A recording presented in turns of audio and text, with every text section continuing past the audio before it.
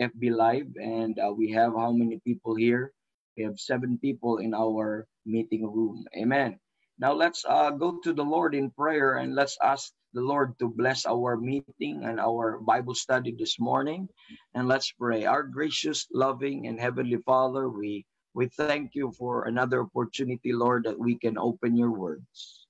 This time, Lord, is to study your word, to look at what the Bible says about the truth, Lord, na kailangan naming matutunan.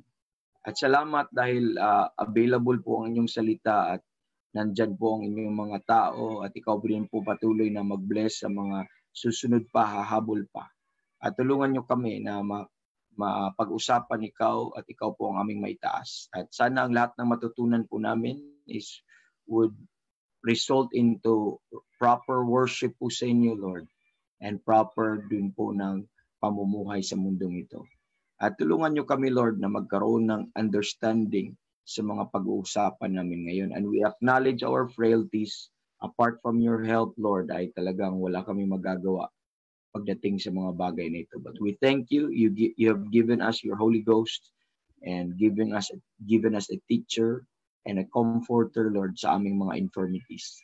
And Lord, we commit to you this day and this broadcast at the whole day, Lord, sa lahat pa na magpipreach today sa online ministries na ito. And this we ask in Jesus' name. Amen. Good morning, everyone. And another tawag nito. Greetings. Just let me read this from Sister Karen Kabungkal. And anak po ito, daughter po ito, our good friend there sa Cagayan de Oro. We've been praying for their family always, every morning sa prayer breakfast natin, especially at Pastor Cesar and the ministry there. Anak po ito ni Pastor Cesar Kabungkal. Sabi na, he said, Amen. Listening with the whole family. Amen. Listening with the whole family. Regards to the whole family. Amen. Praise the Lord. Sister Kath Paredes, sabi niya, good morning, evangelists and brethren. Thanks God, I'm here again. Yeah. Praise the Lord. I'm here again.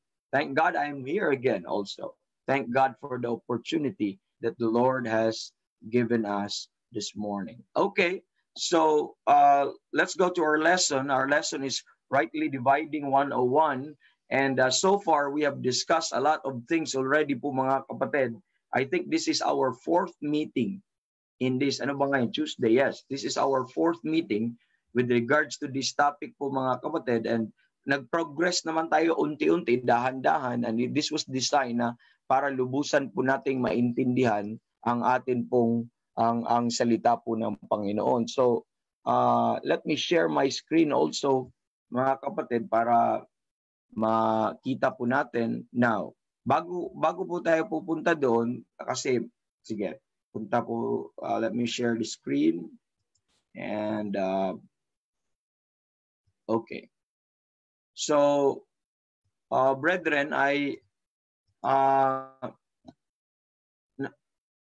we come up with a principle doon po sa salita ng Diyos kung ano po ang prinsipyo ng rightly dividing and bakit kailangan natin i-rightly divide ang salita ng Diyos. Just in a nutshell po mga kapatid, no? Just in a nutshell. In everything we do, we apply the wisdom of rightly dividing or rightly discerning. Even sa pagkain po natin, okay? Sa lahat ng ginagawa natin, we do this naturally. So pagkain po natin, example, kakain ka ng isda. And hindi mo naman pwedeng lamunin yung lahat, lalo na pag malaki yung isda. Pangalawa, you have to separate, kuhanin mo yung makakain. Of course, itatapon mo yung mga tinik. Tama po ba? So hindi mo kainin yung tinik. So kinakain mo yung pwedeng kainin. The same true mga kapatid sa salita ng Diyos in everything you do, kahit sa anong klaseng pagkain. Kasi may mga pagkain, ay may mga things na hindi para sa'yo, bagay para sa'yo. So when it comes to rightly dividing the word of truth, amen, we have to understand na ang Biblia ay para lahat sa atin. Okay?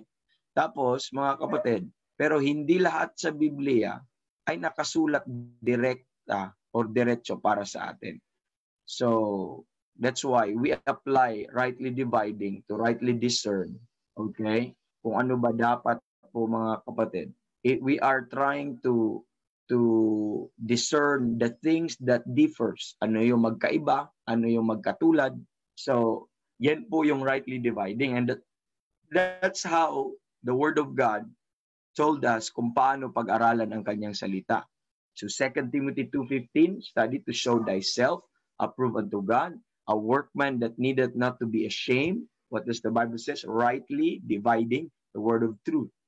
Pagka kahit anong ginagawa mo sa buhay ay talagang nag-segregate ka, nag-organize ka, ganon din po sa rightly dividing. You are organizing, segregating things para ang understanding ay madali, para makuha kaagad natin. At ito yung method and order ng Panginoon kung paano pag-aralan ng kanyang salita. So far, we look at those principles and we come up with a structured outline. Ano yung prinsipyo na nakitinan natin? 2 Timothy 2:15, the principle of 2 Timothy 2:15, to study to show thyself approved unto God, a workman that needeth not to be ashamed, rightly dividing the word of truth. We look at also the principle of Nehemiah 8:8, if you remember.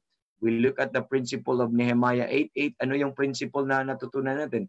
And they read in the book of the law of God distinctly, okay?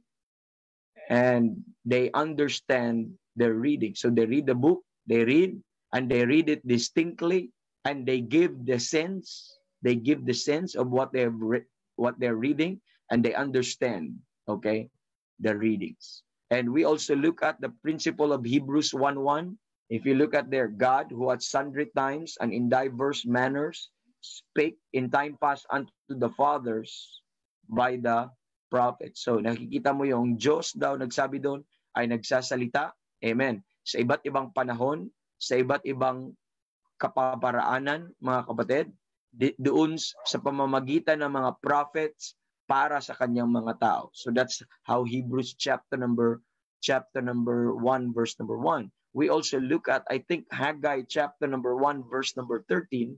At ang sabi po doon, mga kapatid, it talks about the Lord's messenger, the Lord's message, amen, and the Lord's people. It talks about the Lord, the Lord's messenger, and when you put them together, lahat po ng prinsipyo na nakuha po natin, then we come up with a structured outline para magkaroon tayo ng structured na pag-aaral po, mga kapatid, sa salita ng Diyos at organized na pag-aaral. So that's why we come up with a structured outline. So ano pong structured outline natin na come up? First is we look at first and foremost the Lord God.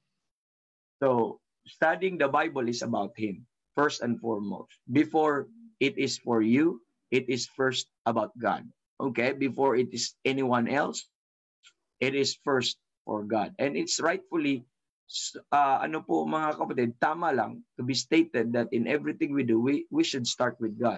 And when we talk about rightly dividing, it involves dispensations and period of time and dealings. And when we talk about dispensations, we're talking about the economy of God, the operation of God, the administration of God, and the dealings of God, kung paano po siya nakitungo sa mga tao sa iba't ibang panahon, sa iba't ibang grupo, at may pakikitungo po ang Panginoon. So, rightly dividing without the proper perspective kung saan, or without the proper placement of who God is nothing. Walang point. There's no point of studying if we could not rightly place where God should be. Amen.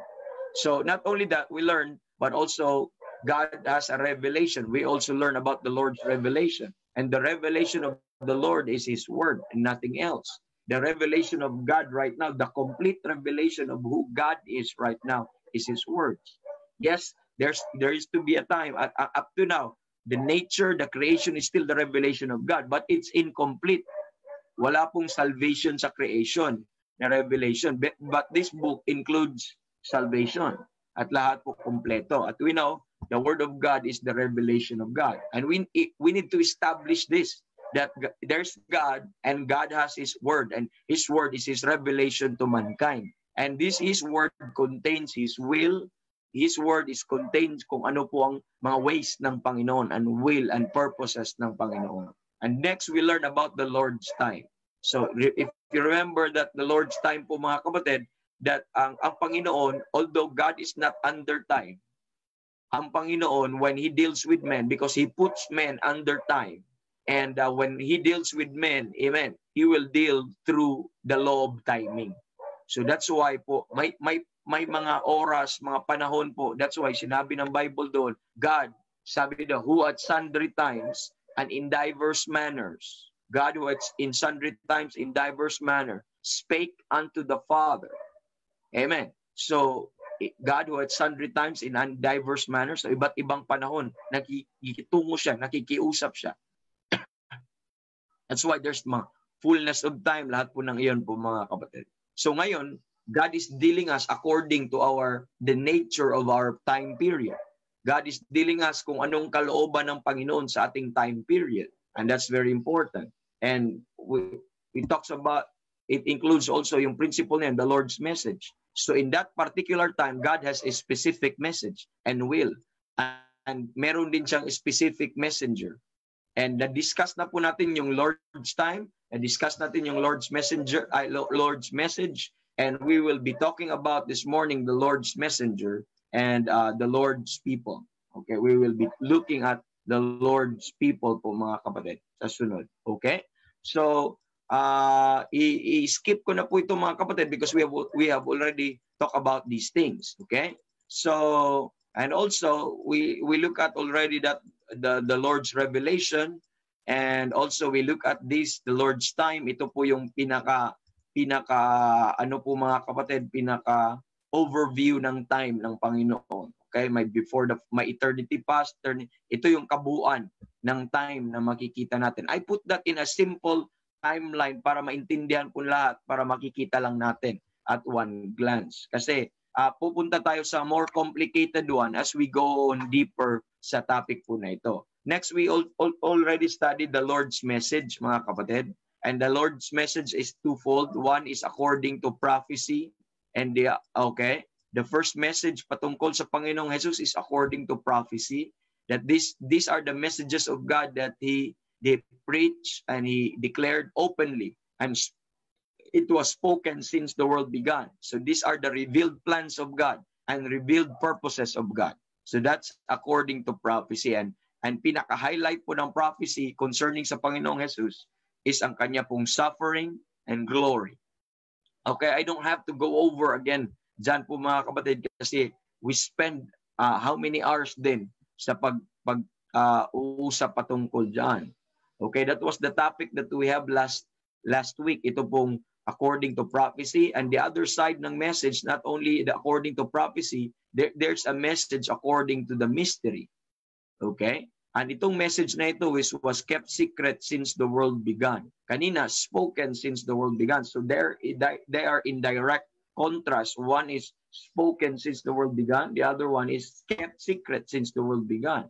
The other one is openly revealed sa lahat ng tao, sa lahat, to everyone. But this message had been kept secret, had been hid, mga kapatid. Ito pong message according to the mystery. And this contains the eternal purpose of God. And the eternal purpose of God, but before the foundation of the world, He already po mga kapatid, okay? Before the foundation of the world, He already purposed it. So dito pa lang, bago pa nagsimula ang mundo, ang plan na ito po mga kapatid was already given para po sa atin before the foundation of the world. Now, kung makikita mo tong part na ito, palitan ko ng kulay ng aking pen, gawin kong red, okay? So, ito po yung eternal purpose of God na makikita po natin, okay? And next po mga kapatid ay this concerns the one body. We talk about that already, salvation without works, at lahat. Ano po ito? These are the highlights, itong mga bagay na ito, these are the highlights of our dispensation. Itong mga truth na ito na with regards to one body is peculiarly para sa panahon lang natin. So I would like you to know that this had been unknown. Itong dispensation of the grace of God, not learned, ito indwelling of Christ, wala po yan. This is unknown. Not even the finest prophets in the Old Testament have learned about this, have anticipated, because this was the eternal purpose that God kept secret nung nagsimula ang mundo. He kept it secret from here. Nobody knew about it, mga kapatid. So these are the blessed truth. Kaya pag ito po, that includes our blessed hope, yung rapture. Amen. ng believer, wala silang nakikita na mayroong ganong bagay. Kasi ang tingin nila, isang phase lang ang pagbabalik ng Panginoon at yun yung revelation or second coming. Pero hindi po yun ang mensahe ng Panginoon at plano ng Panginoon para sa atin. That is still in the future and in the ages to come. Okay? So, to put them together po mga kapatid, that's the message according to prophecy and according to the mystery. I gave you also last week about this ng contrast ng prophecy and mystery, yung different contrast or differences po ng prophecies and mystery po mga kapatid. Lahat po ng ito. So, if you put them together po mga kapatid, according to the whole plan of God, that's it. So what you have in times past, you have the prophesied plan. Now in Christ, sa panahon po natin, we have the mystery plan. And in the ages to come, mga kapatid, babalik po ulit sa prophecy. So itong panahon natin, kasi nasuspend po ang prophetic plan sa panahon po natin, at i-resume po ng Panginoon, amen, pagkatapos ng panahon natin. I-resume ang Panginoon ang prophesied plan kasi marami pang prophecies na hindi pa na-fulfill and it will still be fulfilled in the future. Yun po ang ano po mga kapatid. Okay? So, let's move on. Mga kapatid, let's go now to the Lord's messenger. Okay, let's go to the Lord's messenger. And I would like you to understand this thing, mga kapatid, that a careful Bible student, okay, observes that God gave His message. If you observe how the Lord will deal with men, that God gives His message to a spokesman. Okay, it's always that way. It's always that way na magbibigay ang Panginoon ng kanyang salita sa tao, hindi po diretso sa tao, but rather there is always that mediator, that middleman, and that spokesman who will be the mouthpiece of God. Do you remember there are three offices? Remember the three offices we talk about? I don't know if in this series or the other, but there are three offices that will do ano po mga kapatid, that are appointed by God. Number one, mga kapatid, we have the office of the priests. In the Old Testament, at ngayon, ang priest ngayon mga kapatid, lahat na ng saved.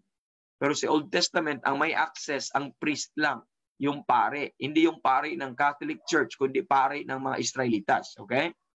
So, priest ang tawag po nila doon. Mga Levites. Ang totoong priest, mga kapatid, sa Biblia, hindi Pilipino, hindi Amerikano, walang inchik, walang ibang priest sa Biblia in the Old Testament, kundi mga Israelitas lahat. Hudyo lahat po mga kapatid. At sa tribe dapat ni Levi. Hindi din lahat ng Israel ay magiging priests. But meron lang silang isang tribe na family ng priest. At yun po yung family ni Levi. Kaya po pag may mga mag-ano po ng priest ngayon po mga kapatid, kung i-apply mo yung priestly ministries and priestly work ngayon, ay let's be consistent with what the Bible says. You have to be coming from the tribe of Levi. You have to be coming from the ano po mga kapatid, from the Hebrew race and the tribe of Levi. Kasi yun po ang sinasabi po ng Biblia. And that's in the Old Testament. So ano po ang ministry ng priest? A priest is an individual who will represent, okay, man to God. Priest is an individual who will represent man to God. Okay? This is important to build up po sa inyo, to build up the foundation para maintindihan natin yung ano po ng messenger, ng ministry ng messenger. So that's the priest. So in the Old Testament, hindi sila makadiretso sa Diyos, but rather dadaan sila sa isang in-appoint na tao, at itong tao na ito na priest will represent that sinner. Example, you sin against God. You go to the priests at saka you confess your sin to the priests at magdala ka ng offering at saka yung priest ang mag-intercede para sa iyo kasi you could not go directly to God. So a priest is an individual, okay, who will represent man to God. Okay? I hope that's clear. Po mga kapatid, ngayon, ano ang application? Lahat na ng ligtas ngayon, binigyan na ng access. So hindi na kailangan na dadaan doon. Pwede ka na makapray, pwede ka nang makapag-confess sa Panginoon diretso, hindi na kailangan dadaan pa ng middleman, mga kapatid. Kasi tapos na yun. Totoo yun sa lumang panahon. Kaya naintindihan po natin how rightly dividing will works. Nandun yun sa Bible. Remember, ulitin ko, no? At maraming mga truths ngayon ay mga tinuturo ng relihiyon na nasa Biblia naman. Maraming tinuturo ang mga relihiyon na nasa Biblia pero hindi na applicable ngayon. Pag ilagay mo sa panahon natin na hindi na pwede yun, hindi na applicable, truth yun na ma-misplaced. At ang tawag, if you misplace the truth, magiging heresy yun or magiging wrong teaching yun, magiging wrong doctrine. Like for example, tama naman ang ay Sabadista na meron naman mag-worship dapat sa meron doon sa Saturday na mag-observe ng Sabat sa Saturday. Pero ang mali po doon mga kapatid ay hindi yun sinabi para sa atin sa mga hintil kasi that was an exclusive a bilateral covenant between the nation of Israel and God. So that was their agreement that they will observe that. At pangalawa, ay hindi ka naman Israelites, no? Pangalawa, hindi na naman applied sa panahon natin yun dahil yung mga ginagawa sa Old Testament, kinumpleto na lahat ni Kristo. Si Kristo na ang gumawa. At yung kamatayan niya doon sa krus ng Kalbaryo, yun po yung nagfulfill. Now, kung i-apply mo pa rin yan, kagaya pong i-apply mo pa rin yan mga kapatid at dalhin mo sa panahon natin, ay talagang truth yun na nasa Biblia, kaya lang ma-misplace. Magiging wrong teaching siya. Magiging wrong doctrine. So, hindi pwedeng ganon. Totoo naman na may mga sacrifices, mag-ualay ka ng tupa, pero hindi mo na pwedeng i-apply sa panahon natin. Bakit? Si Jesus Christ na yung final na Lamb of God, final na tupa. Siya na yung kanyang dugo na idanak doon sa cross ng Kalbaryo. Yun na yung lamb, na blood ng lamb without spot and without blemish na ni-require ng Panginoon sa Old Testament. Kaya lang ang difference yung sa Old Testament, it could not really take away, provide a guaranteed and assurance na you will be saved forever. It could only provide a temporal forbearance, temporal relief para sa iyong mga faults na nagawa. But you have to offer again and again. But Jesus Christ is that one sacrifice who was sacrificed once for all po mga kapatid. Siya na po yun. Dapat maintindihan natin ng ganun po mga kapatid. Okay? Tama naman si Kibuloy na may kingdom. Okay? Na may kingdom, may millennial kingdom. Kaya lang ang mali ni Kibuloy, kingdom na daw ngayon. Nasa millennial kingdom na daw tayo ngayon. Pero ang sa Biblia, sinasabi sa Biblia, darating pa lang ang millennial kingdom. Bakit wala pa ang kingdom? Dahil wala pa si Jesus Christ. Naintindihan po natin? Wala pa si Jesus Christ. Hindi pa siya dumating. Paano naman magkaroon ng kingdom kung wala pang hari? So the king must come first, then he will establish the kingdom. Kang ginawa ni Kibuloy po mga kapatid ay nasa kingdom daw tayo ngayon. Ang nangyayari lang, pinalitan niya si Jesus Christ. So siya yung hari.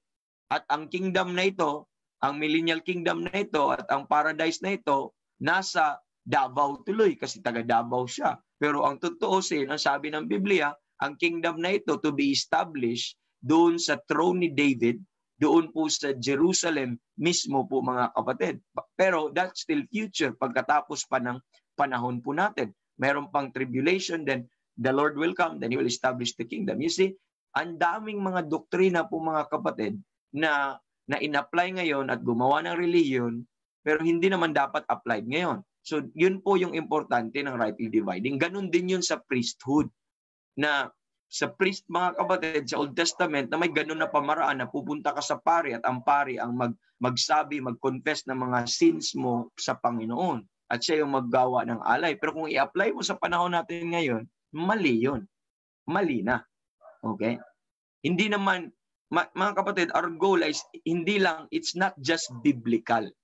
The goal in Bible study, it's not just nasa Biblia. But rather, the goal in the Bible study also, it's dapat applied ba yun sa'yo? Kasi hindi lahat ng biblical ay applied sa'yo or diretso para sa'yo, doctrinally speaking, mga kapatid. Kaya dapat na maintindihan, ma-establish natin. Okay? So I could give you so many examples like sabi ng iba na kailangan mong magtrabaho para maligtas. Nasa Biblia naman yun mga kapatid. Makikita mo din yun sa Biblia. At pero kung i-apply mo sa panahon natin, kasi ang sabi sa panahon natin na hindi na kailangang pagtrabahuan. Ang kaligtasan ay biyaya na dahil si Kristo na ang nagtrabaho para sa ating kaligtasan. Dahil hindi na, kung yung mga bagay na hindi na-accomplish ng tao, si Kristo na ang tumugon. Si Kristo na ang tumupad sa lahat ng mga bagay na ito. Kaya ang kaligtasan ngayon libre dahil may nagbayad na. Okay? Kung i-apply mo sa panahon natin na kailangan mong i-keep yung law pagtatrabahuan, ay mali yun. That is the truth misplaced. For example, meron din sa Biblia na nagsasabi that he that endureth to the end, the same shall be saved. Oh, talagang kailangan mo daw magpatuloy, okay? Hanggang sa huli. Kung hindi, hindi ka maliligtas. Or upang ikakaligtas mo kung magpatuloy ka hanggang sa huli. So, nasa Biblia yun, makabasa ka ng verse yun. Pero kung hindi ka mag-rightly divide, i-misplace mo yung truth na yun, i-apply mo sa panahon natin. Pero para saan ba talaga yung he that endureth to the end, the same shall be saved? Para anong panahon ba talaga yon? Para yun sa panahon ng tribulation period. And I hope you get this, mga kapatid. So I'm trying to establish some basic things. Kasi I've seen my mother here watching with us this morning. Amen. I would like to reach them na makuha po nila, maintindihan po nila. Amen. And praise God na may ganyan. So ano-ano ngayon 3 offices na in-establish ng Panginoon? We have the priest. So sino na ang priest ngayon? Lahat na ng believer, binigyan na ng access sa Panginoon. Binuksan na yung throne of grace. Amen. Binuksan na. At sino mang ligtas ngayon, pwede ka na makadiretso sa Panginoon and enjoy Him, be in love with Him, talk to Him. And that's why we have some prayer time. We enjoy some prayer breakfast kanina sa first part because we could go directly. We have that access and boldness and confidence now by the faith of Him. And we could now go directly to God. Amen. So another thing also, mga kapatid, that not only a priest, an individual who will represent man to God, and there is a king also. There is a king, the office of the king. And the king is an individual who will rule for God. Dahil ang konsepto ng Panginoon sa government is monarchy. Intindihan po natin? Monarchy. So ibig sabihin, there is only one rule. One head, mga kapatid. Okay? And that's the king.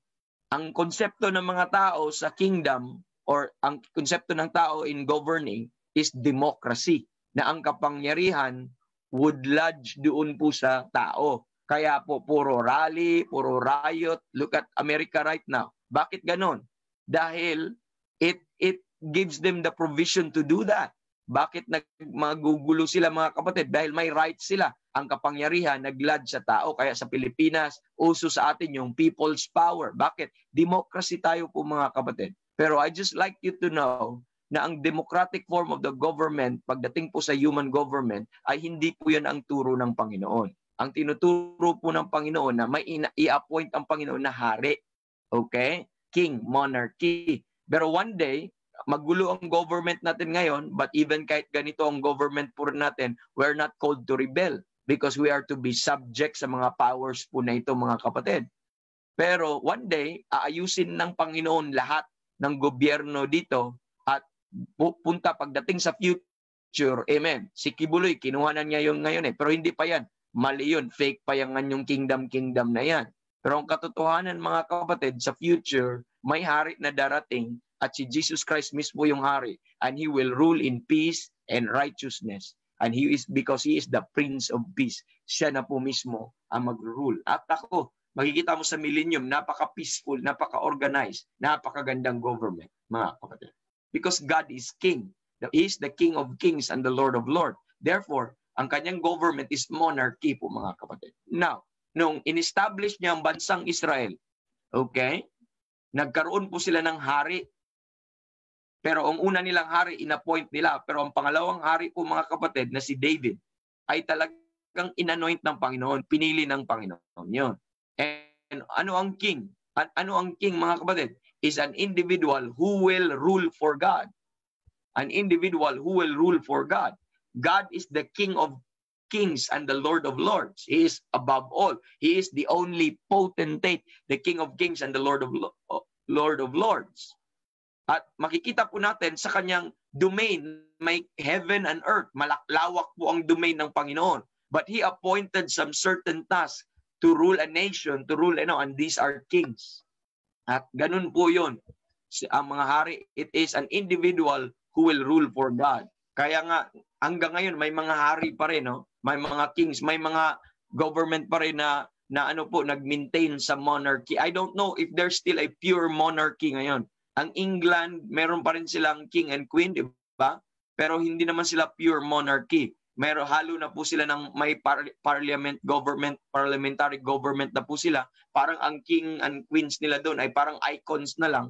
Pero it's the president and the prime minister who runs the country. It's not anymore the king. So hindi yun pure monarchy. Pero naniniwala pa rin ang mga tao, madami doon. Even sa Asia po mga kapatid, marami pa rin ganun, no, na monarchy. Kung mapapansin mo doon, mas peaceful yun na bansa. Wala kang marinig ng mga rally, wala kang maano po mga kapatid, because that's the design of God. And of course, hindi na din yung time na yun mga appointed sa Panginoon. Ang mga panahon na yon. Iba na yon. Iba na mga appointed na din ng taong, iba na rise up. At of course, wala nang solution kundi God will set up a kingdom on earth at siya na mismo ang hari. At yun po yun sa millennium po mga kapatid na ma-experience po natin. Okay? Now, and also po mga kapatid ay that's a king, no? Makikita natin an individual who will rule for God. Okay? Now, the next one is a prophet or a messenger or a spokesman. A prophet, that's the third office na gusto kong makita natin. This is an individual, okay, which is appointed by God who will represent, okay, God to man. An individual or a messenger or a prophet is an individual who will represent God to man. Okay? Tingnan po natin yung difference, no? A priest is an individual who will represent man to God. A priest will represent man to bring to God. Okay? Then a king is an individual who will rule for God. Okay? Who will rule for God po mga kapatid. And a prophet or a messenger on the other hand is an individual who will represent God to man. He will serve as the mouthpiece. Siya po yung magiging ang sinasabi niya ay salita ng Diyos kasi sa Diyos, sa kanya, ang Diyos ay nakikiusap sa Diyos, galing sa Diyos or binigay sa Diyos ang kanyang mensahe through the prophet or the messenger of God or spokesperson of God. At yung spokesperson of God na ito, siya yung isasabihin niya faithfully kung anong sinabi ng Panginoon para sa mga tao. That message is not necessarily for him, but that message is for God's people. So you have God, and from God you have God's messenger, and from God's messenger to God's people. So that's the order po mga kapatid. And that's how God will speak to His people po mga kapatid. So these are God's spokesmen na makikita natin in Hebrews chapter number 1 verse 1 na okay, sabi doon sa Bible po mga kapatid, God who at sundry times and diverse manners spake in time past. Amen. Unto the fathers by the prophets. So he spake in times past by the prophets. So sa pamamagitan ng propeta. Paano nagsasalita ang Panginoon? Paano nangungusap ang Panginoon? Sa pamamagitan ng propeta. Ang tanong, paano naman binigay ng Panginoon sa mga propeta na ito, sa mga messengers of God? At binigay po ng Panginoon ito sa pamamagitan ng vision, dreams, signs, wonders. Wala na yun ngayon. Hindi na applied. Bakit? Kumpleto na ang Bible eh. Kaya pag may mga lalapit sa inyo at nagsasabi sa inyo na nagpakita sa kanya ang Panginoon, kinausap siya ng Panginoon, bangungot lang yun. Kung seryoso siya doon, binangungot lang siya. Or baka na nagginip lang siya. Pero ang panaginip na yun, hindi galing sa Panginoon. Okay? Pangalawa, kung may nagsasabi sa yun, narinig niya ang boses ng Panginoon, kinausap siya ng Panginoon at sinabihan siya na ito ang kalooban at ito yun. Tapos nagtayo siya ng relihiyon. Tandaan mo yun, kasinungalingan yun. Sinungaling yung tao na yun. Okay? Nangusap daw sa kanyang Panginoon, may anghel daw nag-appear sa kanya. At tapos sinabihan daw siya itong gagawin. Tapos nagtayo siya ng relihiyon. Tapos I'm talking about ngayon at kompleto na ang Biblia. Kasi nung nakompleto na ang Biblia, wala na. Ang lahat ng ang lahat ng mensahe ng Panginoon nandito na. Tingnan mo natin, nandito na. Wala na, hindi na siya nangungusap. So kung once na-close na itong book, sabi niya sa Book of Revelation, wala nang dagdagan, hindi na babawasan. So yun po yung command po ng Panginoon po mga kapatid. But may magpa-appear sa inyo dyan at may maririnig kayo or mangangatok sa inyong pintuan or nagdadala ng mga mensahe at nagsasabi na ang aming leader, nagpapakita sa kanya ang Panginoon, kinausap siya ng Panginoon, at binigyan siya ng libro, at nagsulat siya, ito na daw ang kalooban ng Panginoon. I-close mo na yung door mo. Hindi yan totoo. Okay? Ang totoo, hindi po extra biblical, walang katotohanan ng mga claim hanggat hindi po galing dito. Okay? Nakita po natin, hindi po galing dito. Itong Holy Bible po na ito. So wag tayong magpapaniwala kasi totoo din ang bewitching ng dyablo. Madali tayong madala mga kapatid pag wala tayong truth, wala tayong katotohanan. Kaya mag-ingat po tayo, no? Madaming mga false prophets ngayon. Pag may mga nagsasabi diyan na kailangan kayo magpamiyembro dahil sa aming simbahan kasi ang aming leader, siya yung pinakitaan ng Panginoon, kinausap ng Panginoon, at siya yung huling propeta sa panahon natin. Nako, mali po yun mga kapatid. Sinungaling po yun. Wag po tayong maniwala doon. Walang ebidensya. Wala po. Kasi malay mo lang, mga kapatid, yung mga nagsasabi na yun, nagutom lang pala sila ng panahon na yun at nag-hallucinate lang pala sila. Amen! So, that's why it's so important to understand na totoo, nangusap ang Panginoon sa mga mensahidor. Amen! I'm a messenger of God by virtue of because God called me to preach, but I don't have my own message and I don't claim na galing kinausap ako ng Panginoon, binulungan akong Panginoon. No, hindi. Lahat ng ipipreach ko ngayon dahil kompleto ng mensahe, dito lang galing dapat. Okay? So mag-ingat-ingat po tayo, okay? Wala na po, tapos na po itong mga pagbibigay ng mensahe diretso sa isang propeta po mga kapatid or sa isang messenger of God. Tapos na kasi nakasulat na lahat dito. Okay? So sa 2 Peter chapter number 1 verse number 21, yun sila po ay mga holy men of God. Amen. Spake as they were moved by the Holy Ghost. So sila po ay as they were moved by the Holy Ghost. So ang Holy Ghost ang nagbibigay sa kanila ng enablement na magsalita at enablement na maisulat ang mga bagay na ito dahil mensahe po ito ng Panginoon. So tandaan po natin yan, tandaan po natin bago po tayo madala at magano. So, pansinin mo, may sasabihin po ako sa inyo, no? Pansinin niyo mga kapatid, sino ang mga malalaking relihiyon ngayon, okay? Pag-aralan mo ang kanilang history. Amen. Pag-aralan mo ang history ng Islam. Nung nagkaroon ng Islam, mga kapatid, tapos na ang Biblia. Okay? Ibig sabihin, of course, wag na lang sa Islam kasi kontra naman to sa Christianity. But let's go to the Christendom na lang. Pansinin mo yung mga relihiyon na yon, nagsilakihan ng mga churches. Ano ang kanilang product? What's their product? How do they advertise their own selves? How do they advertise their own church? Simple. Pag ikaw ay talagang wala kang knowledge sa Biblia, pag ignorant ka sa Biblia, talagang madadala ka because magagaling magsalita. Convincing power. They are trained to do that. Pag wala kang knowledge, ganun talaga mga kapatid. So anong gagawin nila? Mga kapatid, and they'll say, kinausap ako ng Panginoon na ito yung plano ng Panginoon sa panahon natin. Tapos maya, anong mangyayari? Sisikat sila. Ang kanilang fame nag-establish ng relihiyon. O anong meron? Pera. Now, give me, lalo na sa Pilipinas, malaki po ang Pilipinas, isa sa pinakamaraming na buong relihiyon ang Pilipinas. Pero lahat, anong common sa kanila? Extra biblical revelation. Hello? They try to claim kung anong mga ginagawa ng Panginoon in the Old Testament at ina-apply nila kahit hindi na pwede. Be careful doon po mga kapatid, okay? Wala nang sasabihin ng Panginoon na iba kundi galing lang dito.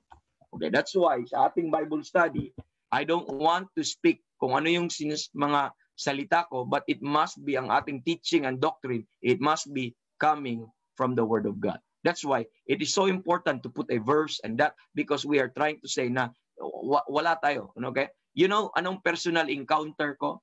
I have a personal encounter with God. But hindi niya ako kinausap dahil pinanaginip ako. Kinausap niya ako sa pamamagitan ng isang preacher na binuksan ang salita ng Diyos. Intindihan niyo po? Ang personal encounter ko sa Panginoon is nung nakilala ko siya, nung ako ay nanampalataya sa kanyang natapos at sapat ng ginawa doon sa cross ng Kalbaryo, kanyang death, burial, and resurrection. That's my first encounter with God, mga kapatid, and through His Word. At hindi ko po siya nakita, hindi ko po siya whatever, but naniniwala, nanampalataya po tayo sa sinasabi ng kanyang salita. Yun po ang naging kaligtasan natin. Okay? So it should not be outside of the Bible.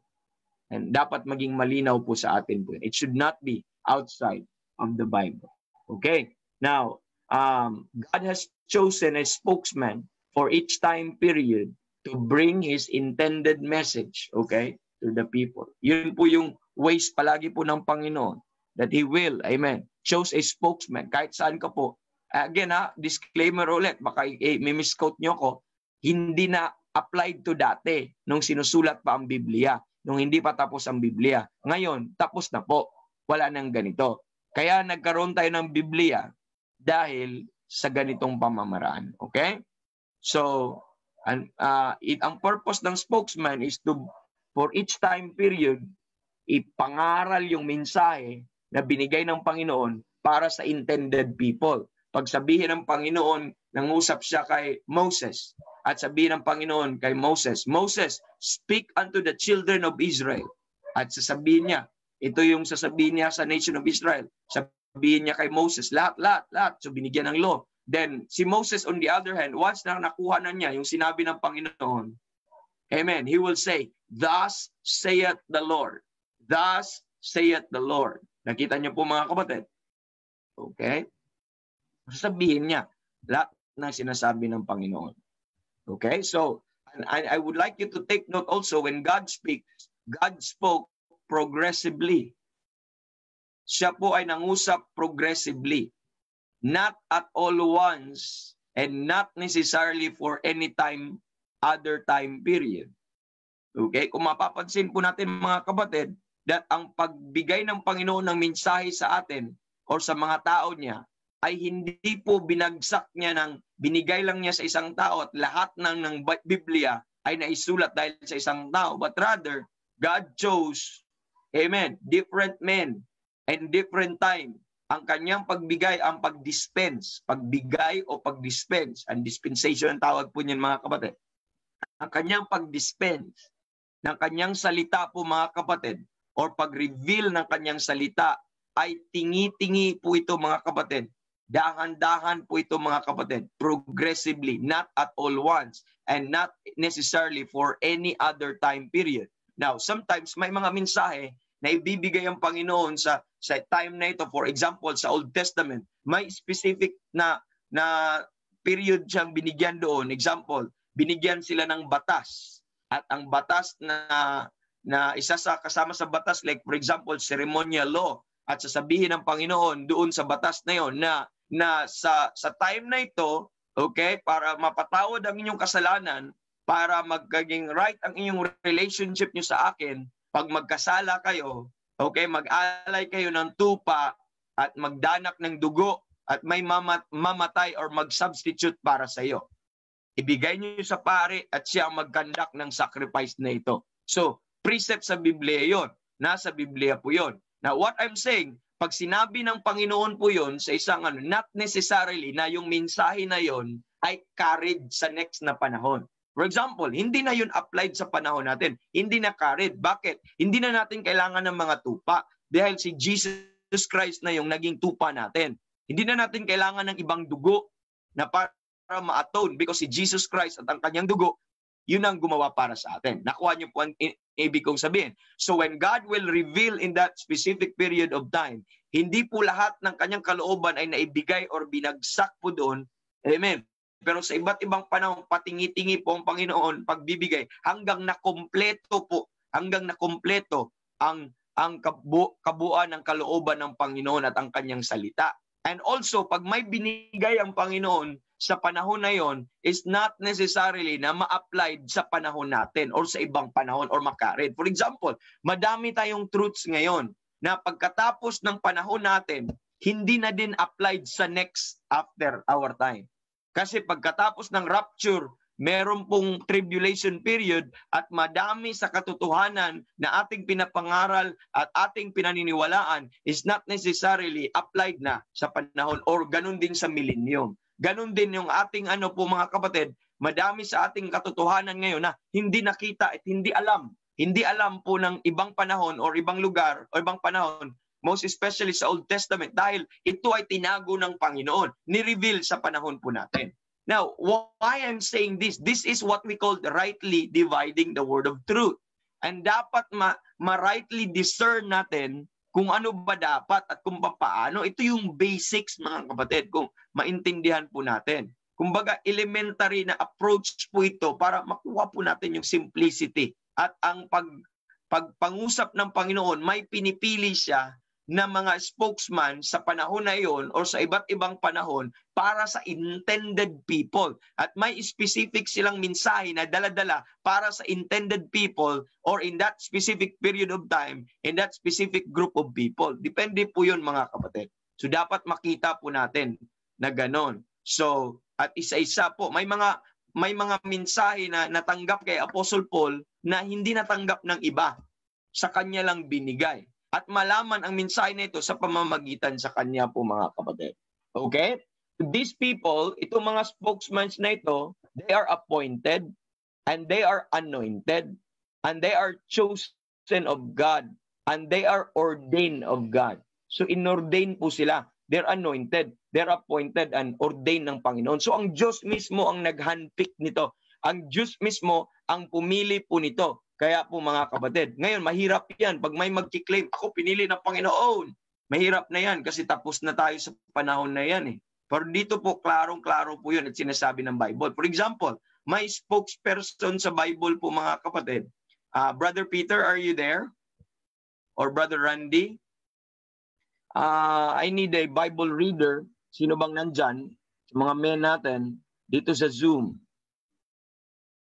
Okay. Parang display lang ata itong names nyo dito, no? So, am I talking to the air? Okay. Anyway, let's go to sa ano po, mga kapatid. Let's go sa Bible. Tingnan natin. Sige. Tingnan natin sa... By the way, kayong nasa FB dyan, by the way, pwede kayong pumasok dito sa meeting room sa Zoom.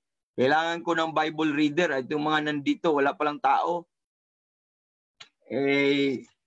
Okay, let's look at, let's go to Galatians chapter number 1. Unahin natin. Example po natin si Paul, kung paano po siya. So again, this spokesperson, they're appointed, they're chosen by God, they're ordained by God. Let's go to Acts muna. Acts, para ganyan po tayo. Acts chapter number 1. Okay, Acts chapter number 1. I'd like you to look at Acts chapter number 9. Okay, si Paul pa lang ating example. Acts chapter number 9. Let me read sa verse number, mga kapatid, 15. Let me read sa verse 15. Okay, the Bible says, mga kapatid, in verse 15, but the Lord said unto him, go thy way, for he is a chosen vessel unto me, to bear my name before the Gentiles and kings and the children of Israel. He was talking to Ananias. God was talking to Ananias. And sinabihan niya si Ananias na puntahan mo si Paul. Okay? Or si Saul. Ano po si Saul? He is a chosen vessel unto me. So pinili po siya ng Panginoon. Para what? To bear my name unto the Gentiles. So to bear my name unto the Gentiles. And ganun po, so chosen po yun. Para kanino siya? Para sa Gentiles. Example lang binibigay ko, mga kapatid, Galatians chapter number 1. Galatians chapter number 1 to establish yung atin pong gustong pag-usapan. Galatians chapter number 1. Okay? So, ang sabi ng Galatians chapter number 1, verse number 1. Paul, sabi niya dito, an apostle, not of men, neither by men, but by Jesus Christ and God the Father who raised him from the dead. So si Paul daw, ang apostleship niya, hindi galing sa tao, hindi sa pamamagitan ng tao, pero but by Jesus Christ. Galing sa Panginoong Jesus ang kanyang apostleship. Now, I'd like you to take note. Tingnan mo sa verse number 15. Let me read verse 15. But it pleased God who separated me, sabi ni Paul, from my mother's womb and called me by his grace. So they are called. So these messengers are called. Verse 16. To reveal his son in me. Amen. That I might preach him among the heathen. And immediately I conferred not flesh with flesh and blood. So verse 5, it pleased God who separated me from my mother's womb. So they are separated, they are sanctified. Itong mga messenger nito ay sanctified. Na-experience din niya ni Jeremiah.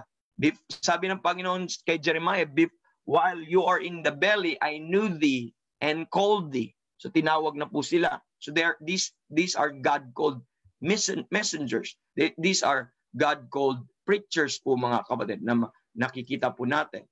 Okay? So they're appointed, they're chosen. Let's look at 2 verses na lang para sa part na ito. Let's look at 1 Timothy chapter number 2. 1 Timothy chapter number 2. And let me read 1 Timothy chapter number 2 in verse 7. Paul said, whereunto I am ordained, a preacher, an apostle, I speak the truth in Christ, and lie not, a teacher of the Gentiles in faith and verity. So kung makikita po natin, mga kapatid, sabi ni Paul, I am ordained to become a preacher, a teacher, an apostle to the Gentiles. Okay? He was ordained. So ito yung ginagawa ng Panginoon. So hinanpick po sila ng Panginoon, pinili na sila ng Panginoon. So another thing is, they're ordained by God. Okay? They're ordained. Makikita po natin. So last verse para po sa part po na ito, mga kapatid, anong sabi? 2 Timothy chapter number 1. The Bible says in 2 Timothy chapter number 1, anong sabi? Verse number 11, whereunto I am appointed a preacher, an apostle, and a teacher of the Gentiles. So hinanpick talaga silang Panginoon, in-appoint si Apostle Paul. At itong pag-appoint kay Apostle Paul sa Acts chapter number 9, nagpakita talaga ang Panginoon sa kanya, as in bodily. Amen. Nandun na po siya sa heavenly places. Nakaupo na po, mga kapatid, yet bumaba po siya, mga kapatid, para ibigay kay Apostle Paul at i-appoint kay Apostle Paul ang mensahe na dapat nating mapaniwalaan at malaman sa panahon po natin. So that's how God do it, mga kapatid. At kumpleto na. At wala nang ganitong mga pangyayari, wala nang mga experience na ganito na bodily magpapakita ang Panginoon sa kanila. Kaya Apostle Paul nagpapakita po. Ganun po how conduct po. So they are appointed, this spokesperson, this messenger, they are anointed, they are chosen, and they are ordained by God Himself. And I would like everyone to realize that. Amen. So with this regard po, mga kapatid, God requires, in response to this, God requires the people to listen to the spokesman. Amen. God requires the people to listen to the spokesman.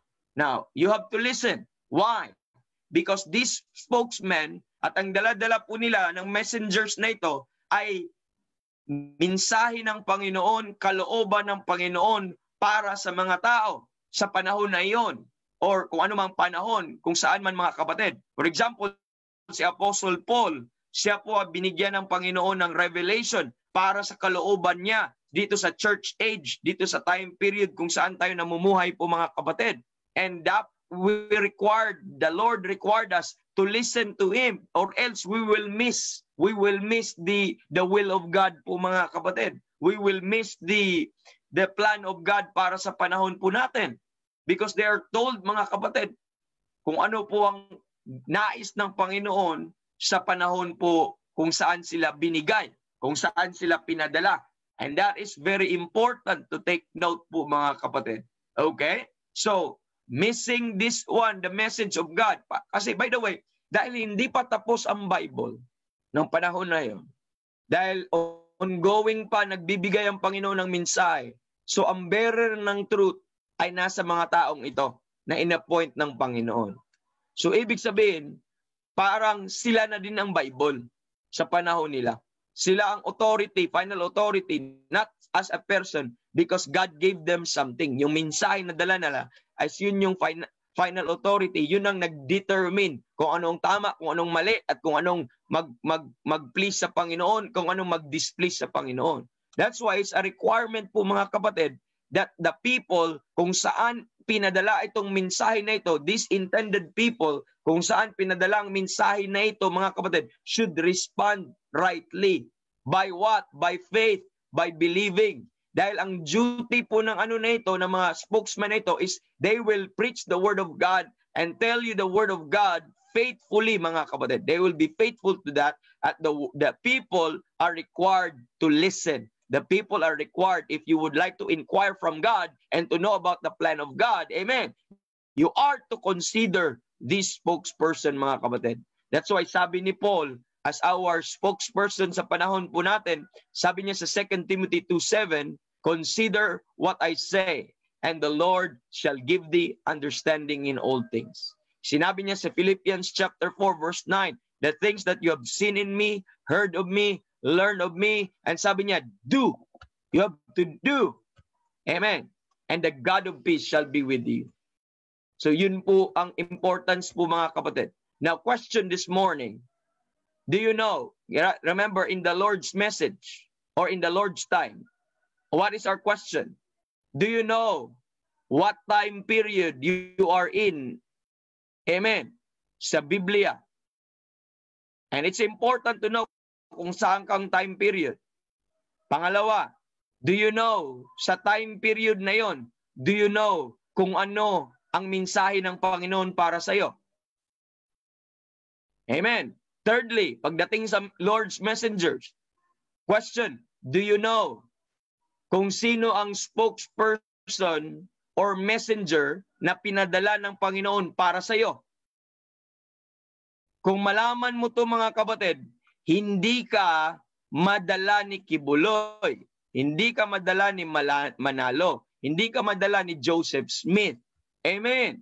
Hindi ka madala ng sino pang nagki-claim ng mga false prophets po mga kapatid na nagpakita at nagipag-usap sa kanila ang Panginoon. Hindi ka madadala ng ganon. Kung maiintindihan mo at kung makikita mo sa Biblia kung sino ba ang spokesperson na binigay para sa iyo.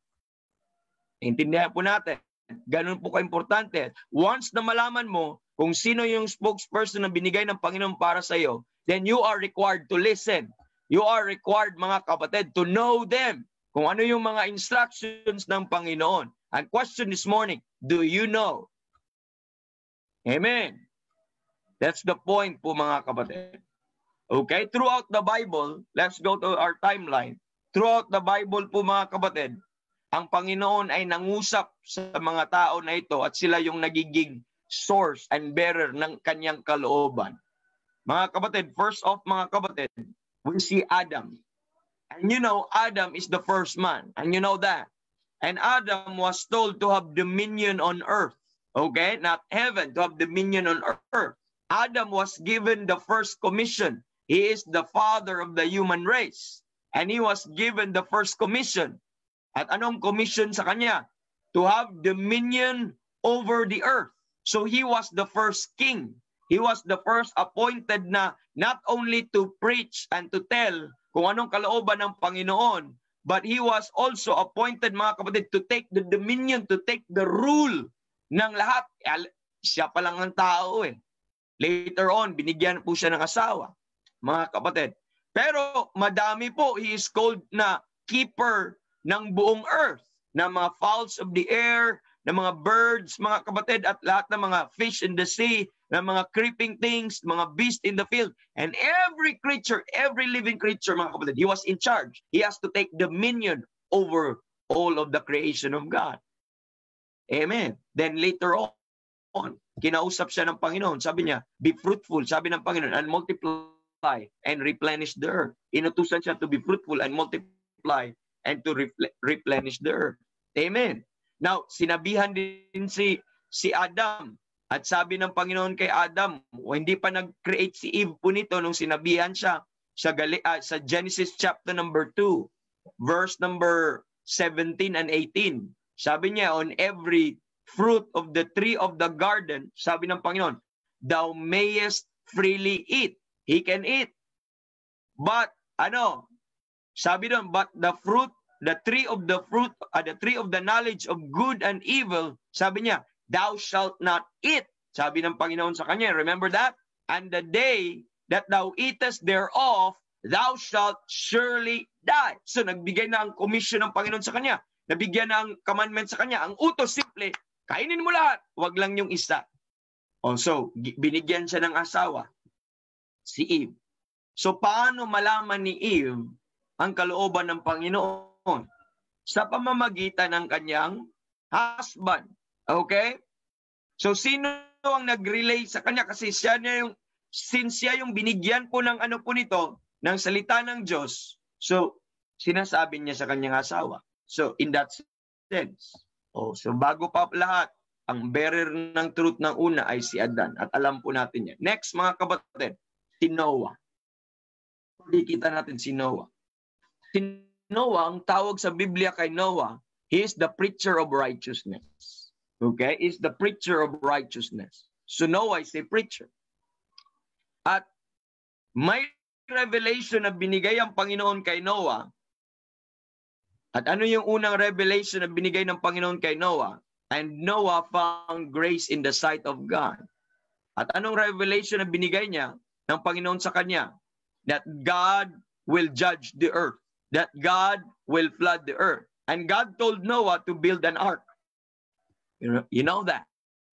God told Noah to build an ark for the saving of his family and for the saving of mga kapatid, ng mga intended na ililigtas ng Panginoon at yung mga hayop po na yon, mga kasama po yung mga hayop na nakasama niya. Or I'm not talking hayop in a negative sense, okay? Yung mga animals na yon na nakasama sa kanya. Okay, now, ang tanong ko mga kapatid, may mga tao na ba doon sa time ni Noah? Yes. How will they inquire? How will they know kung anong plano ng Panginoon sa mundo na yon? Sa pamamagitan ni Noah. Because si Noah yung kinausap ng Panginoon. Of course, wala namang sinabi ng Biblia, pero sabi lang ng Bible that Noah is a preacher of righteousness. So we safely assume that Noah is preaching judgment, preaching righteousness, mga kapatid, against those people. Kasi, biruin mo naman mga kapatid, is for 600 years mga kapatid, or 400 years, ang tagal yung natapos yung ark. So, magtataka mga tao, ano bang ginagawa mo? Ano ba yung ulan na sinasabi mo? Ano ba yung baha na sinasabi mo? Wala namang ulan kasi sa time na yun, hindi pa umuulan. Ano ba yung baha? Ang init-init naman. Or hindi ko alam kung mainit ba sa time na yun. I'm just making things up, okay? And mga kapatid, siguro nag-inquire sila. Maybe Noah have answered their query. At sabihin kay Noah na, pag hindi kayo mag-ayos, okay?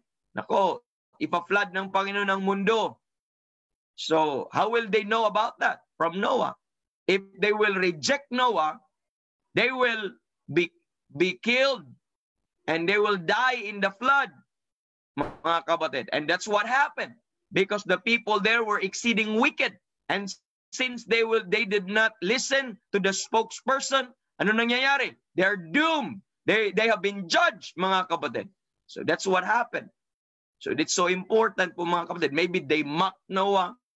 Just like nung sinasabi ng Bible, where is they coming? May mga mockings darating ang Panginoon.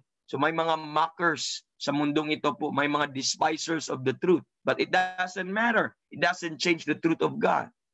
But listen, if you reject God's spokesman, amen, you will experience judgment. You will miss the will of God.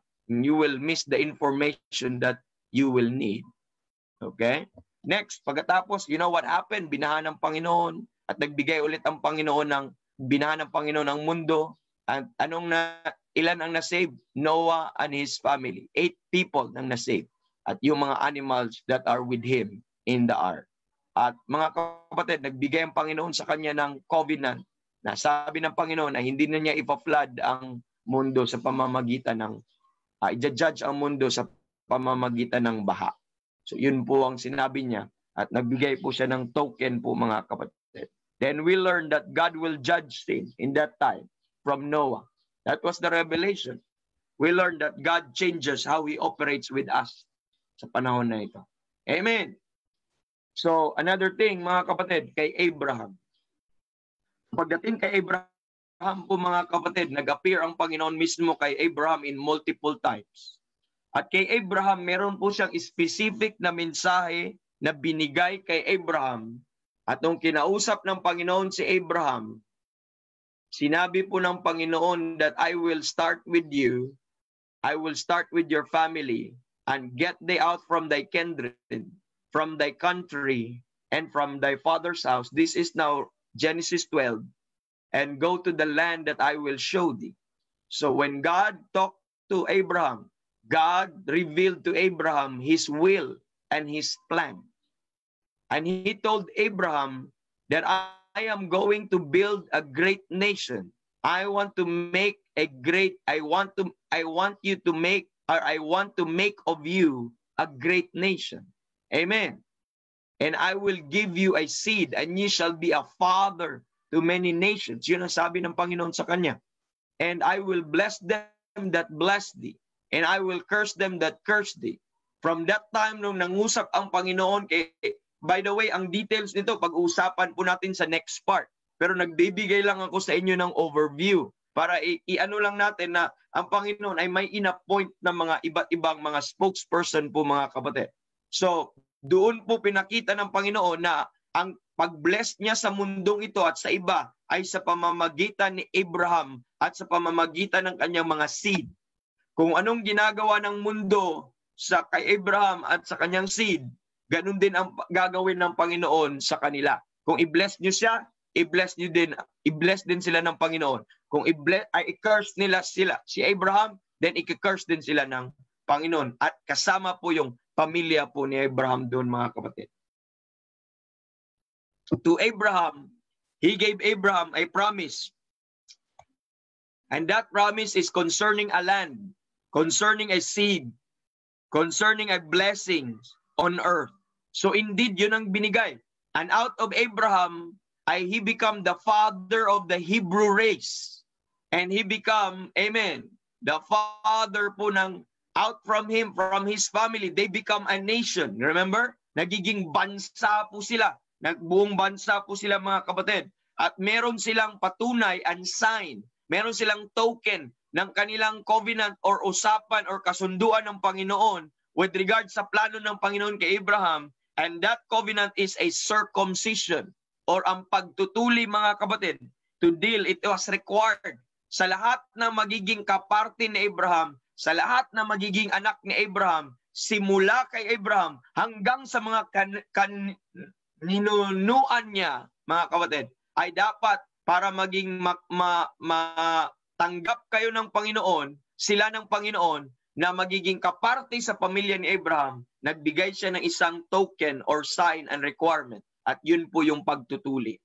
Kaya sa panahon po na yun mga kapatid, ang tawag po sa Israel, sa bansang Israel, at sa family na yun ay they are called as the circumcision po mga kapatid. So that's important. At dahil sa nanampalataya ang Panginoon, nanampalataya si Abraham sa Panginoon, sa sinabi ng Panginoon. Amen. Na-realize ang plano po na ito mo mga kapatid. At blines po si Abraham. At you know what happened? Yung bansang Israel, nakikita nyo po, dito lang natin na makikita. There's only one nation mga kapatid na talagang clear na clear ang kanilang history. Dahil meron pong detalye, record sa Biblia kung paano pong nag-umpisa ang bansa na yun. At ano po, paano nag-umpisa ang bansa na yun? Sa pamamagitan kay Abraham. Napakaganda, no? Kaya, kung pansinin mo, may may mga history tayo kung paano umpisa ang bansang Pilipinas. Pero we cannot tell kung tama ba 'yun ang sinasabi ng mga historian kasi mga sulat lang ng tao 'yun eh. Mga ginawa lang ng tao. Ang iba 'yun mga bias na paggagawa. Pero ito po sa bansang Israel, ang Diyos mismo ang nagsabi sa atin na ito ang mangyayari sa kanila. Sila lang 'yun ang bansa na may very clear na history na from the beginning up to the present, makikita mo. Amen. At ang Bible mismo sa Old Testament ay nagiging history book ng bansang Israel. Napakaganda at mababasa mo. And you know, na tama na history yun dahil sinasabi po ng Biblia po yun. Amen. So dyan sa pamamagitan. Then many years passed, mga kapatid, God called Moses. Ang blessing ni Abraham, napasa niya kay Isaac, sa kay Jacob, at nagkaroon ng 12 sons of Jacob. Okay? Tapos dumating sa panahon, after 400 years, from Abraham to Moses, nagpagay ang Panginoon ng mensahe kay Moses. Si Moses yung nagiging deliverer from Israel, mga kapatid, of Israel, na nilabas niya ang nation of bansang Israel. Siya yung naging leader sa Exodus or sa pag-exit sa Egypt, mga kapatid. At dinala po niya ang tao, dahil utos din yun ng Panginoon. Dinala niya ang mga tao ng Panginoon doon sa lugar kung saan gusto ng Panginoon sila magstay. Napunta sila sa wilderness at doon po pagkatapos nila mag-cross sa Jordan po, mga kapatid, ay sa Red Sea po, mga kapatid, pagkatapos nila mag-cross Red Sea, doon sa Mount Sinai, kinausap si Moses patungkol sa kalooban ng Panginoon sa bansang Israel. Okay? At nagbigay ang Panginoon kay Moses. Ano po yung binigay ng Panginoon kay Moses? Yun yung batas. Yun yung law. Amen. And the Old Testament is comprises doon po under the law. At nilagay niya ang bansang Israel na paano i-rule ang bansang Israel, nagbigay po siya ng batas. At sabi po ng Panginoon sa Israel sa pamamagitan kay Moses that Israel will be his firstborn and Israel will become a peculiar treasure on earth sa pamamagitan ng pagkikip ng law na ito. Pagkikip ng batas po na ito. At itong batas na ito ay is a bilateral, okay, agreement between the nation of Israel and God. At hindi po ito para sa ibang bansa. Para po ito sa ano. At ang bansang Israel po, mga kapatid, ay nagiging daluyan. Sila na ngayon ay nagiging channel of blessing. Sila, dahil sa kanila na ngayon ang batas ng Diyos, nasa kanila na ang batas ng Diyos, at nasa kanila na ang kalooban ng Diyos, at nasa kanila yung God of Abraham, yung true God. At kung paano naman, ang tanong, paano naman ang ibang bansa? How will they know God? Para malaman nila ang kalooban ng Panginoon, ay dapat magpasakop sila, magpasailalim sila, at pupunta sila sa bansang Israel to inquire about the God of Abraham and the one true God, the creator of heaven and earth. They are to go doon po sa bansang Israel. Amen. And si Moses, sa pamamagitan kay Moses, mga kapatid, nagbigay ang Panginoon ng requirement, and that is the law covenant. Amen. And by this law, God will make them a kingdom of priests. God will sanctify them. God will forgive them. God will deal with them rightly. But if they will obey the law, God will bless them. But if they will not obey the law, God would, amen, chastise them. Amen.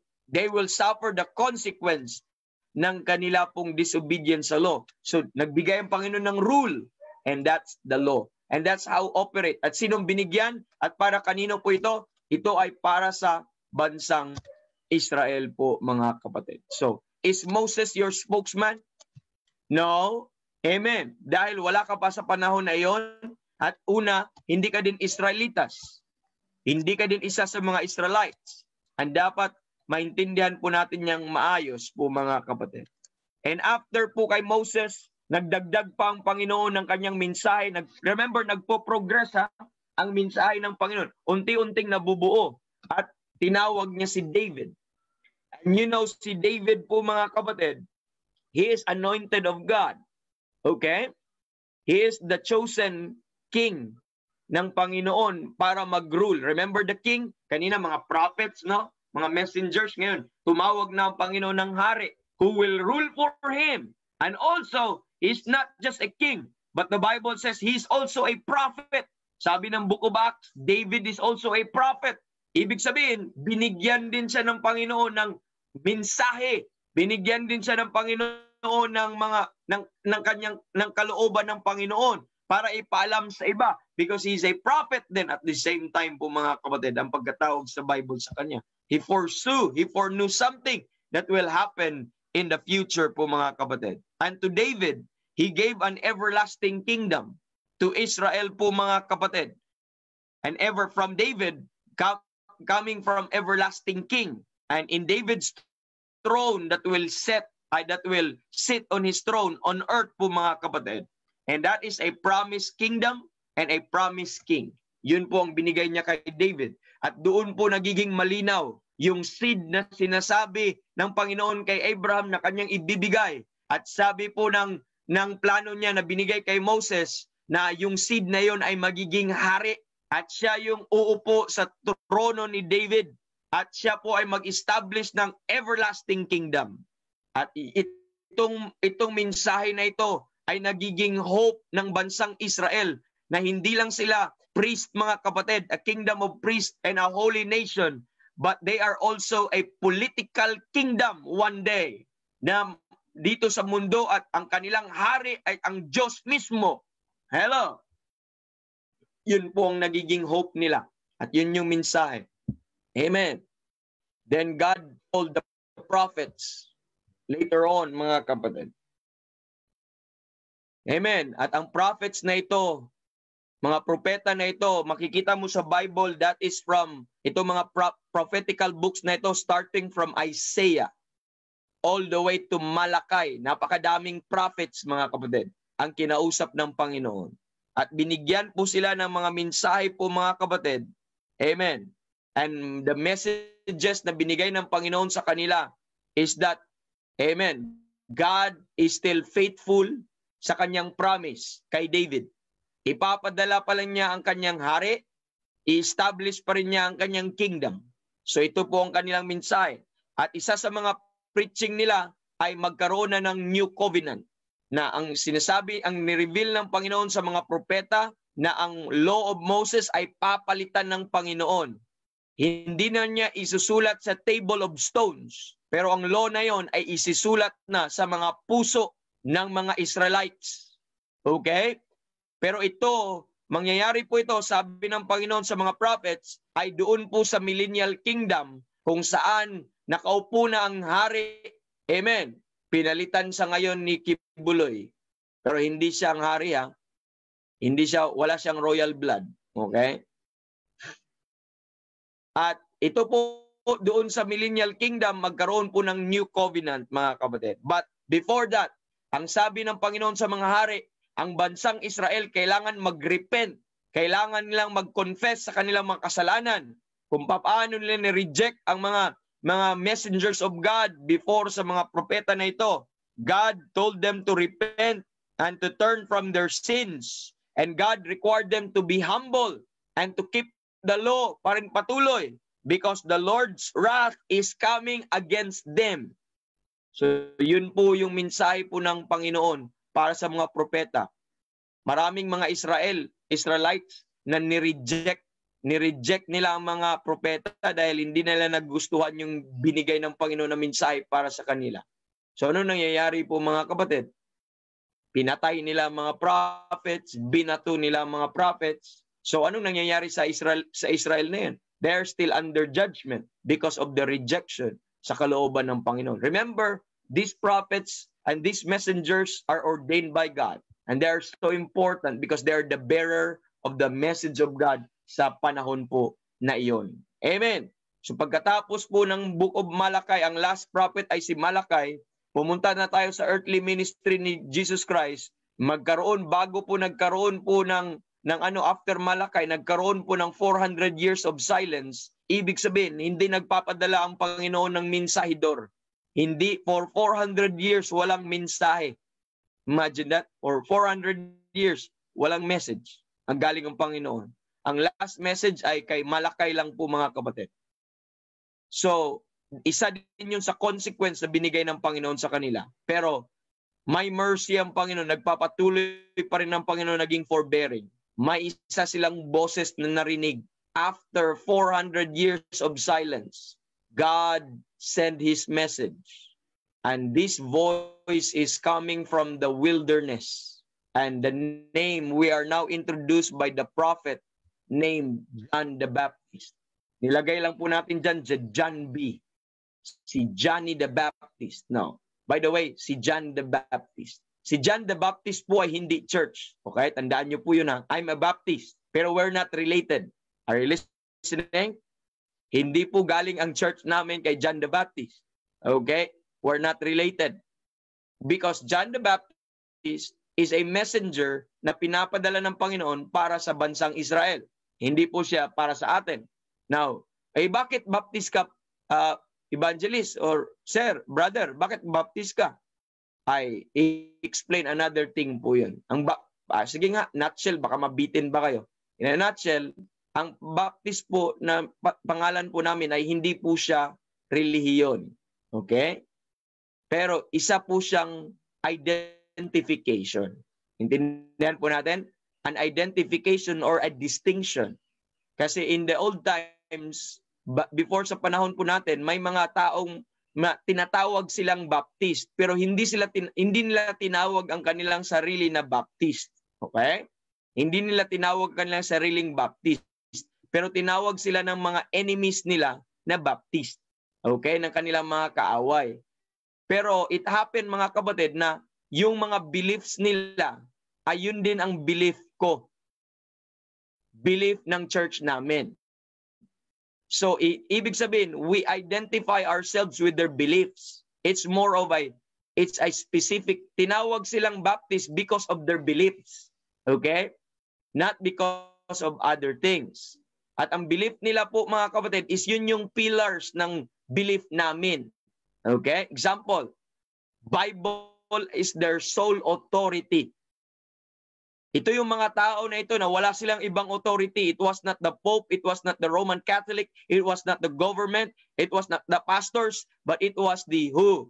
Yung time na yon, I'm talking about 1300, 1400 po, mga kapatid. Amen, 1500. I'm talking about those years. And hindi sila nagpapasubmit. Ang kanilang authority is the Bible, the biblical authority. And I believe that the Bible is the sole authority in all faith and matters po, mga kapatid. Dito po sa Biblia. And I hold on that. Amen. They believe also on the autonomy of local churches nung panahon na yon. That ibig sabihin po, mga kapatid, na ang church dapat ay walang Vatican. Ang church dapat ay walang central office. Ang church dapat ay wala pong hierarchy or wala pang mas above. Walang dapat nagko-control. Dapat ang church ay wala ng ibang headquarters.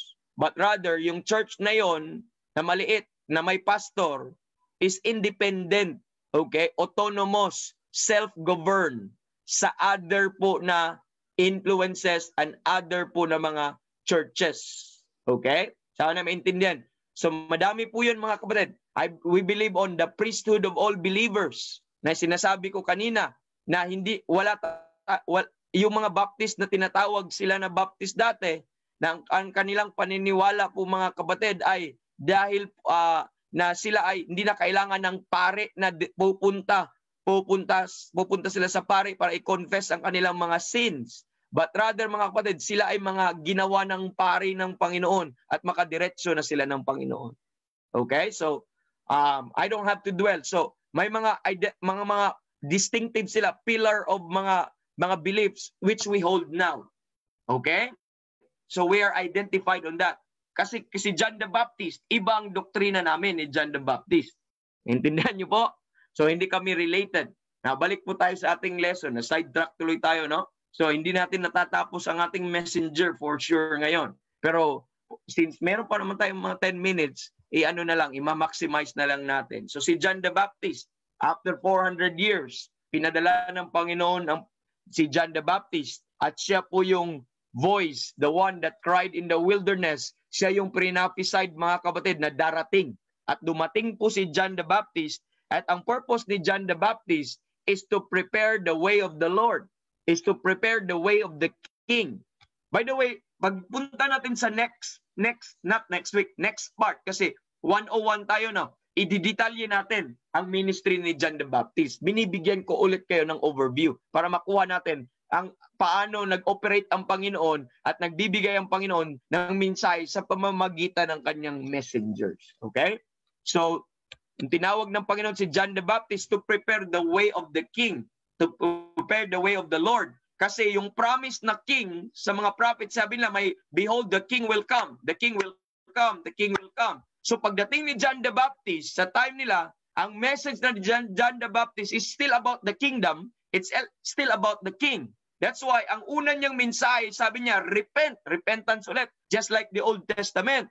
For the kingdom of heaven is at hand.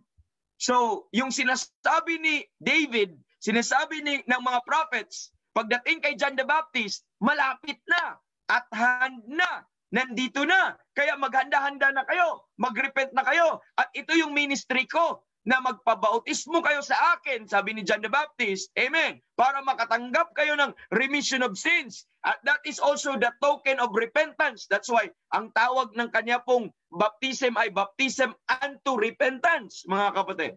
Na magpatunay na handa na kayong humarap sa hari, handa na kayong tanggapin yung kingdom at tanggapin yung hari. At yun yung mensahe ni John the Baptist. At ang mensahe niya, may kasamang bautismo.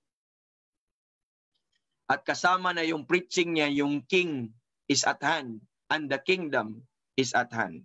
And yung bautismo ni John the Baptist po na yun, mga kapatid, okay, ay para sa remission of sins ng nation of Israel.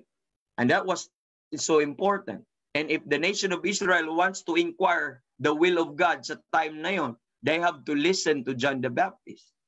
They have to believe the preaching of John the Baptist. And they have to be baptized in response sa preaching ni John the Baptist. So that's the way how it works po, mga kapatid. But as you look at the Bible, as you read the Bible, you know it did not happen.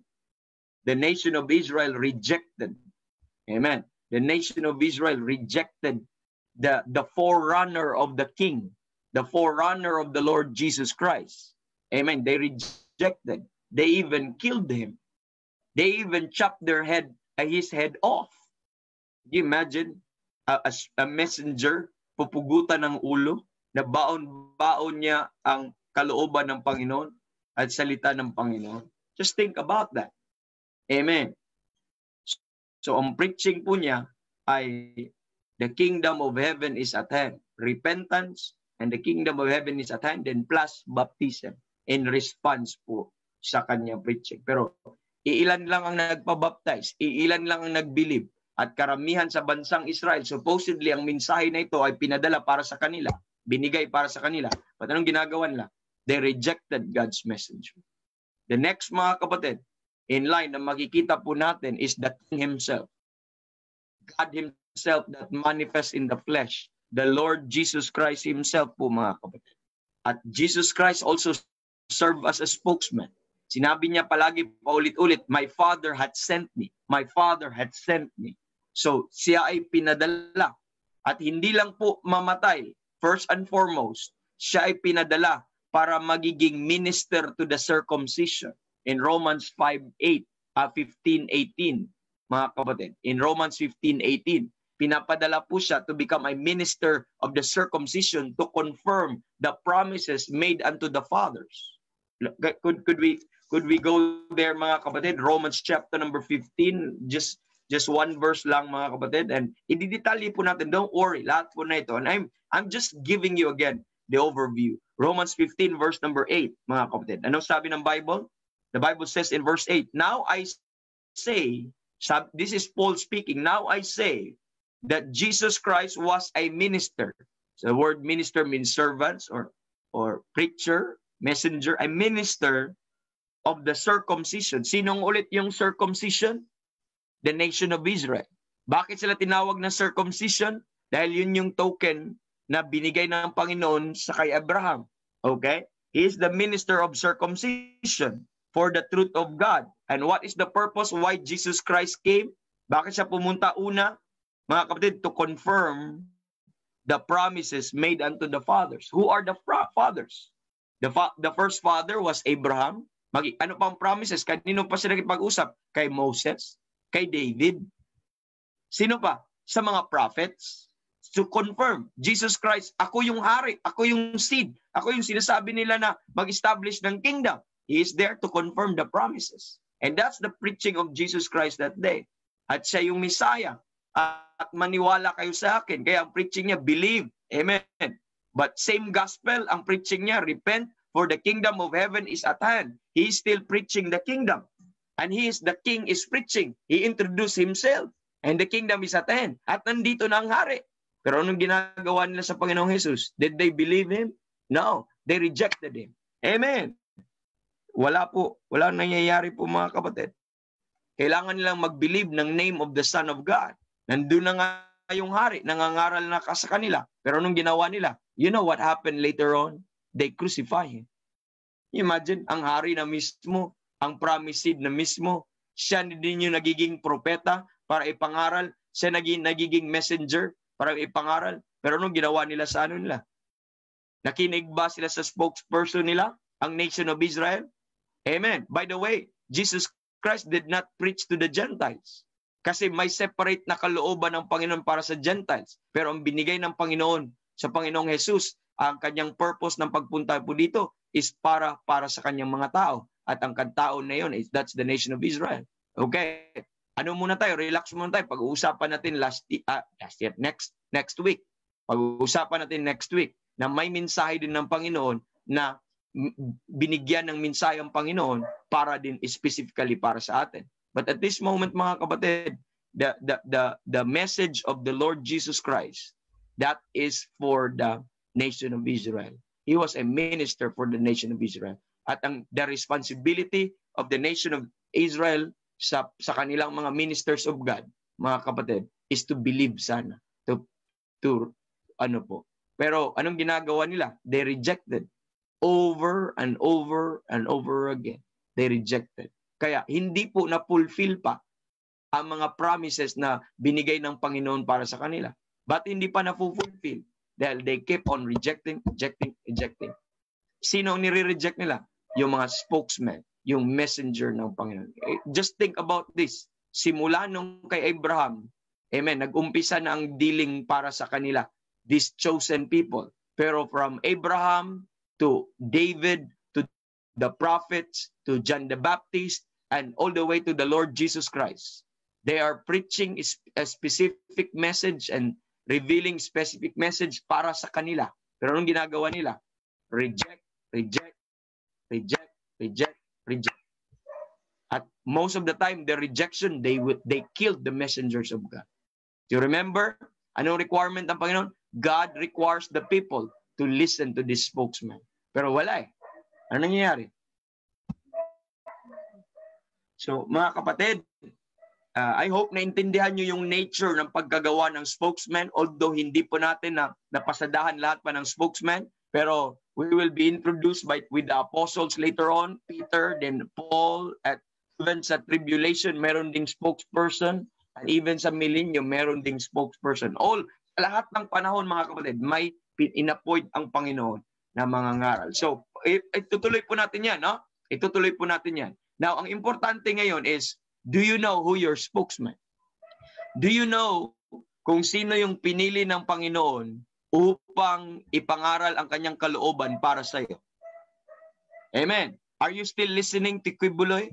Are you still listening to the Manalo? Are you still listening to Joseph Smith? Are you still listening to those people that claims na nagpakita sa kanilang Panginoon?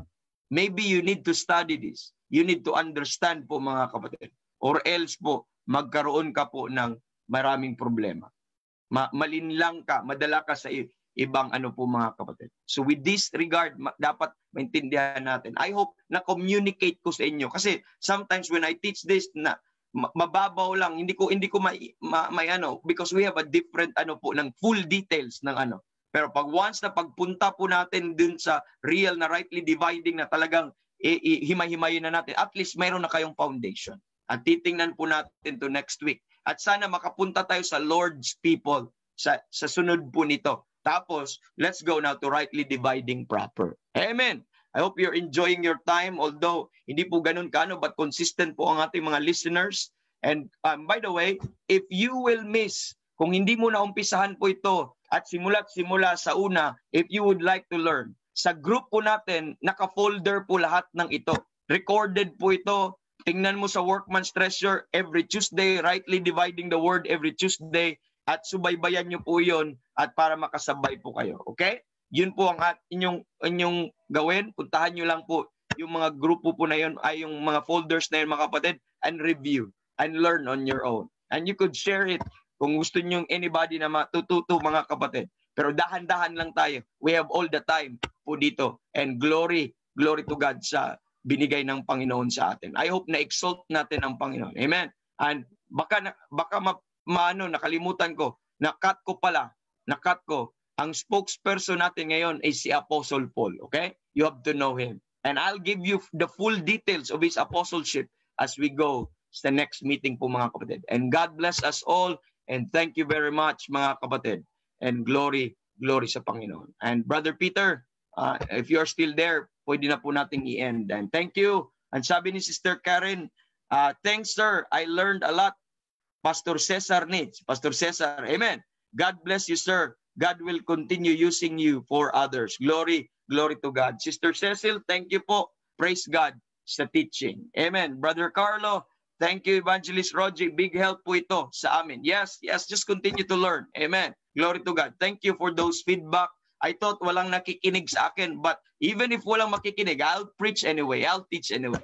Glory to God. Amen. Praise God. Brother Peter, let's go for our next program. Si Pastor Bob po ang next program. If you're still available, you could tune in pa rin, mga kapatid. And glory to God.